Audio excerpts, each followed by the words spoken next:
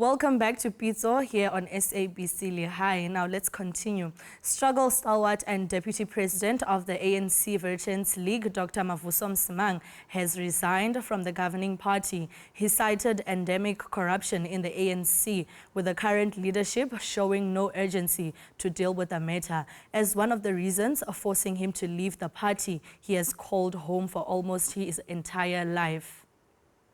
In a strong-worded 4-page resignation letter, Mavuso Msimanga said almost 3 decades of its governance, the ANC's own track record of corruption is a cause of great shame. He says the corruption decried has now become part of their movement's DNA. For more on the resignation of Mavuso Msimanga, let's welcome political analyst Sandile Swana. Hi Sandile, and welcome to Pitso here on SABC Lehae. I must start off by saying the letter left some of us shocked. Are you surprised at all about this resignation? No, I'm not surprised. Thank you so much and good morning. I'm not surprised by the resignation. But it is instructive, it is informative.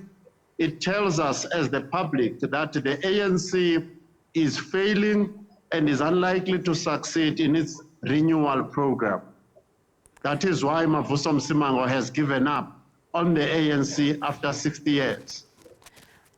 Do you think Mavuso Msimanga had planned this from way back, or maybe something transpired recently that led him to making this decision, looking at the fact that just over 3 months ago he was elected as the Deputy President of the Veterans League? Yes, there will always be something that breaks the camel's back. You will remember that Mavuso Msimanga had said that Cyril Ramaphosa must step aside on account of Phala Phala. Instead of stepping aside, the comrades led by the likes of Gwede Mantashe, Fikile Mbalula rallied around, and instead of asking Ramaphosa to step aside, they rubbished the judge Sandile Ngobo and his team of advocates to say that they are the ones making a mistake, not Ramaphosa. And there have been many other queries of governance and also just economic mismanagement and management that have gone unheeded. For example, Thabo Mbeki said in 2019 that the ANC does not have an economic plan. They've finished the term, they still don't have an economic plan. So it is clear that this is a party that is going to fail as a party, and it is a party that is going to fail in government, and it has improved the rankings of South Africa to be one of the worst centers for organized crime, and it is running a gangster state in South Africa in terms of published academic papers as things stand today. Mr. Swana, what does the loss of Mavuso Msimanga mean for the ANC? This is a stamp. I think if we ever needed a stamp, this is a stamp that says the criminal side of the ANC is winning. The sober, corruption-free side of the ANC is losing. That is exactly what it means. So if you vote and support the ANC, you are voting for crime and corruption and the entrenchment and development and growth of the gangster state in South Africa. Mr. Swana, Mavuso Msimanga centered his resignation around corruption, economic challenges, but the ANC said it's renewing itself. What is your take on that? You must remember that this corruption that Mavuso Msimanga talks about, and many others like him, it is people who are pursuing at a minimum 2 types of objectives. The first objective being self-enrichment. And for that, they need to appoint into the state and into the branches and regions of the ANC people who are capable of supporting the corrupt objectives of those particular cliques and those particular individuals.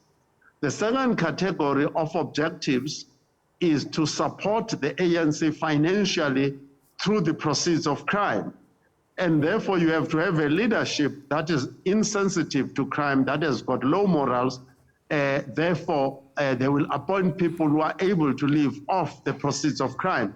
And the direct result of that is that you have people who are not capable of running the state because they are running a continuing criminal enterprise.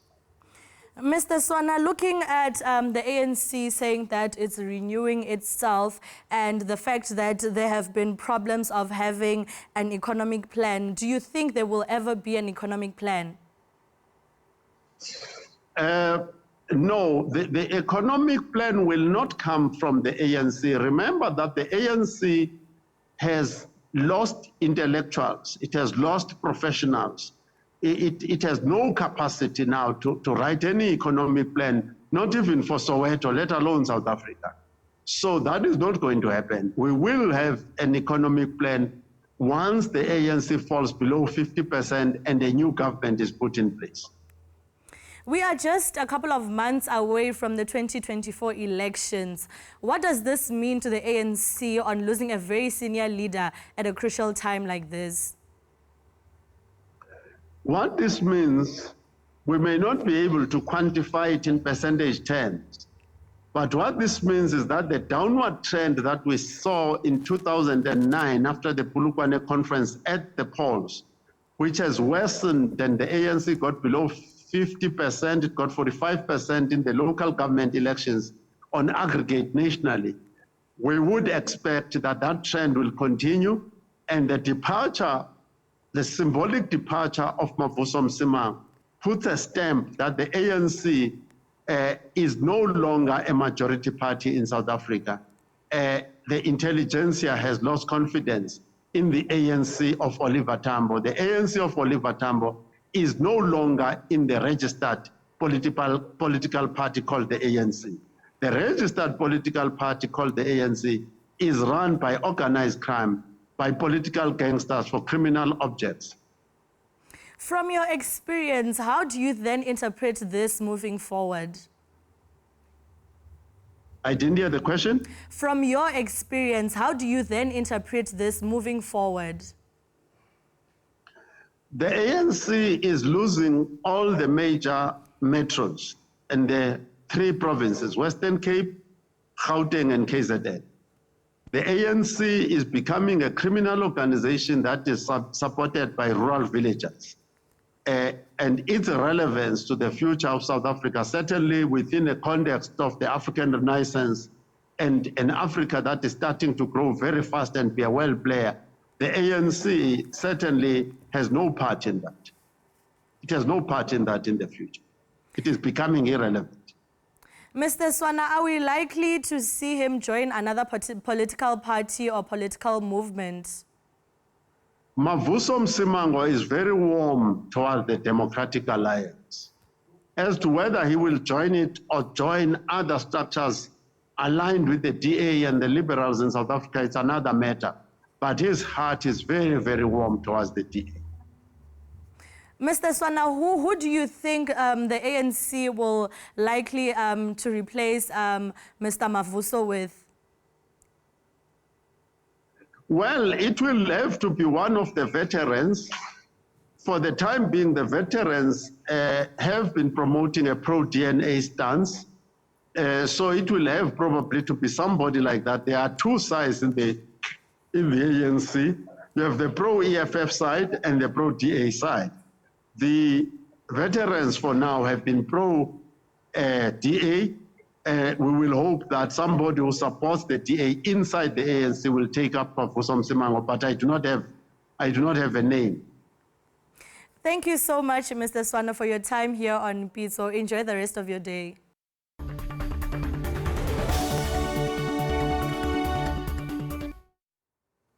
Welcome back to Pitso here on SABC Lehae. Now, the National Student Financial Aid Scheme, Nsfas, provides financial assistance in the form of bursaries and loans to eligible students at a public university as well as TVET colleges in South Africa. According to the National Treasury, tertiary education funding will be cut by about 13.7 billion rand. This may result in thousands of students being left unfunded in the coming year. To discuss this further, we are now joined by the University of Limpopo SRC President Khutso Mamapolo. Hi Khutso and welcome to Pitso. How do you feel about what the National Treasury has released regarding the Nsfas cutting funds?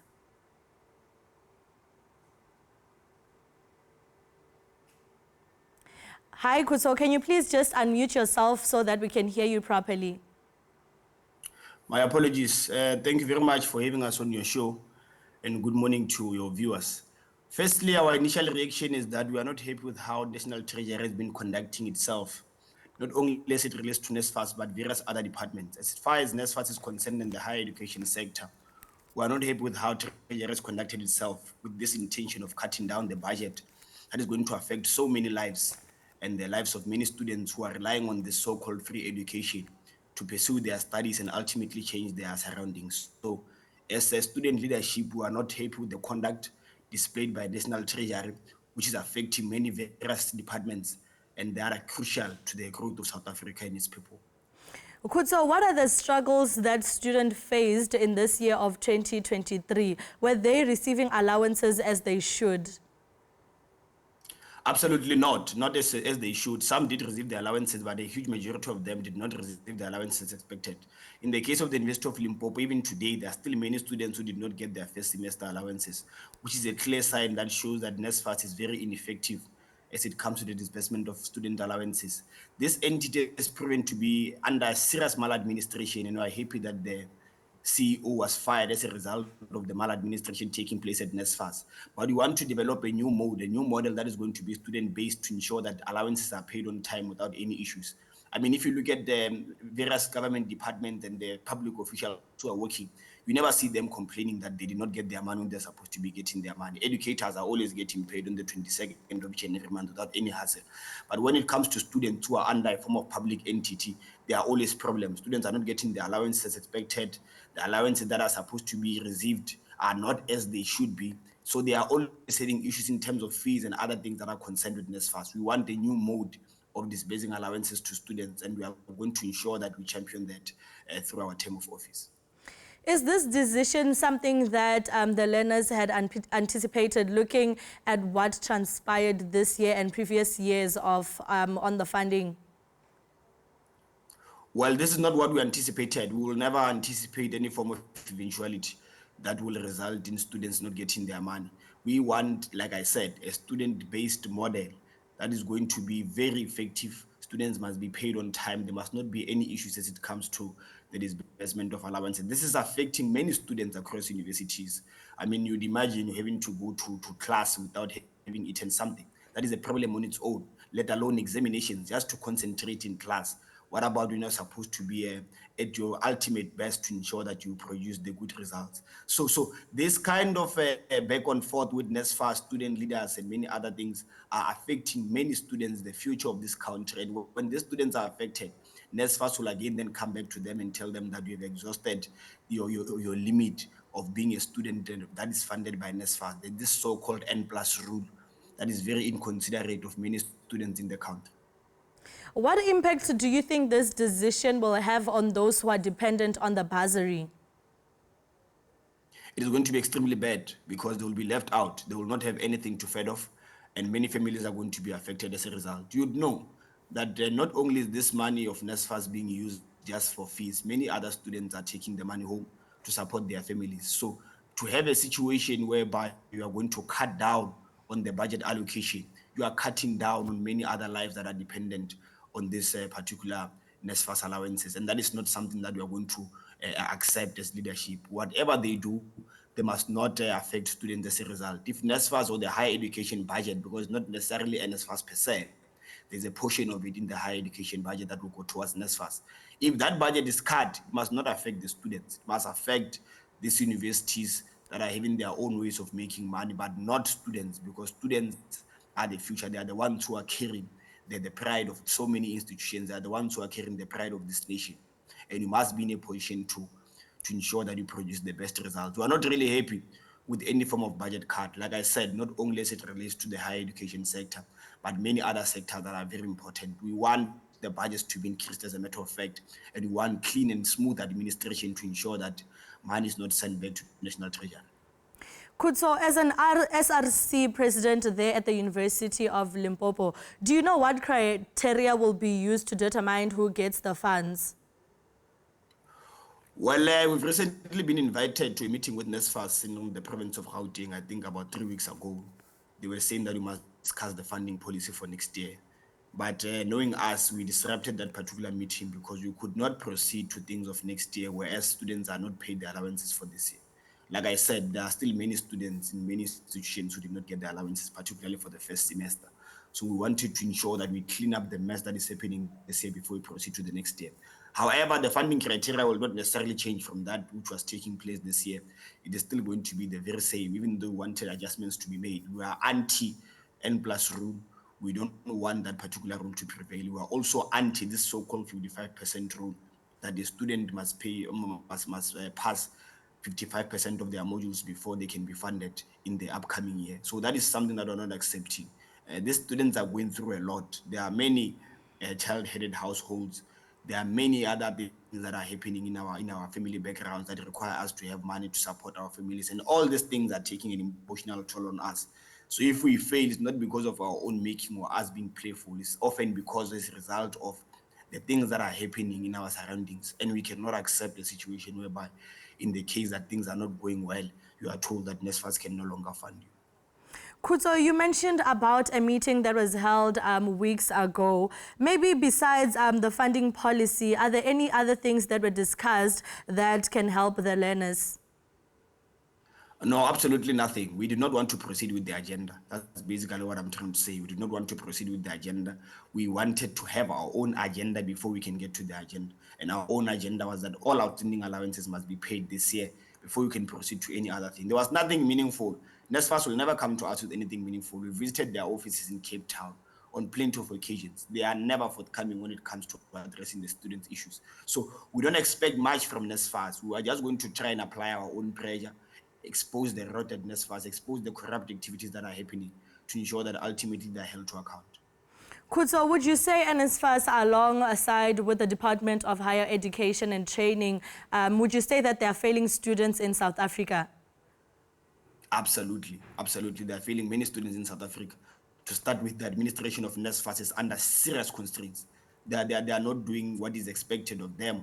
They are not acting as expected by many students in this country. That's why we have a CEO being fired, not only because of corrupt activities, but because of how this so-called direct payment system has been administered. The Department of Higher Education is failing in a sense that now there are many vacancies in Nsfas, and they are not ensuring that through the Nsfas board, all those vacancies are filled. So you are going to strain the people who are already at Nsfas. When you call Nsfas, they will not answer your call because there are so many people calling at the same time. Apparently, they only have around 100 consultants who are taking calls in this regard, taking care of so many students who are relying on Nsfas. So it will never work for as long as they don't fill in the vacancies, for as long as they don't get competent personnel to come and do the job that is expected at Nsfas. The same way they are dealing with the disbursement of salaries of public officials should be the very same way they deal with the disbursement of student allowances. Kutso, as you wrap up, what changes would you like to witness in higher institutions? Well, we want complete free education that is going to be prioritized. Government must just ensure that there's free education, not this free education where they give you something and then later on they tell you that you cannot have it. Even now, many students who did not fail still do not have their qualifications because Nsfas did not pay all of their fees. So we want a complete free education that is going to be decolonized and well-resourced. We want a well-resourced education that is going to be meaningful to the demands of today in the job market. We want students to have a variety of choices in terms of what they want to pursue. Because in our case now, you find that the institution where you want to go to does not offer certain things, and you have to now go to a very far province for you to start a new life, which is not ideal.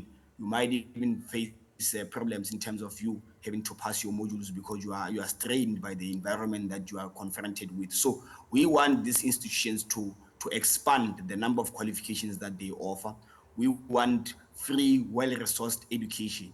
The universities must also get funding because most of them are relying on us paying fees. So they must get additional allocations for them to better accelerate infrastructure and accelerate the things that are necessary in as far as higher education is concerned. That is the only thing that we want, and all these things must be done upon consultation with the students who are going to be the end beneficiaries of this higher education, which is going to be free. Thank you so much, Khucho, for your time here on Pitso. Enjoy the rest of your day. No, thank you very much for having us. There is Khucho Mamabolo from the University of Limpopo just explaining to us about Nsfas funds, which will leave thousands of students unfunded in the coming year. Now let's move forward.